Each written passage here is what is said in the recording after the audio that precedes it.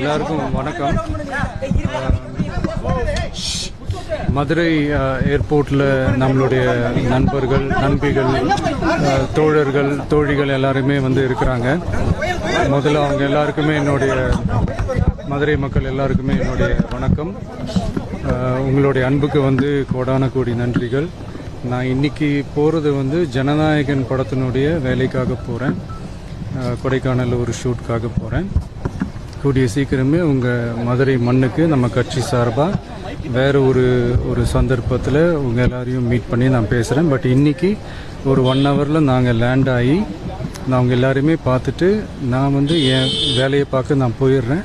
நீங்களும் சேஃபாக அவங்கவுங்க வீட்டுக்கு போயிடுங்க. யாரும் என்னுடைய வேனுக்கு பின்னாடியோ காருக்கு பின்னாடியோ யாருமே வந்து ஃபாலோ பண்ணுறதோ, இந்த பைக்கில் ஃபாஸ்ட்டாக வர்றதோ, பைக் மேலே நின்றுக்கிட்டு பைக் ஓட்டுறது, ஹெல்மெட் இல்லாமல் இந்த மாதிரிலாம் வராதிங்க.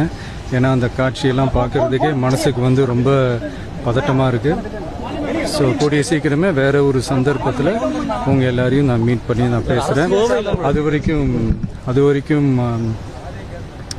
உங்கள் எல்லாருக்குமே என்னுடைய மே தின வாழ்த்துக்கள்.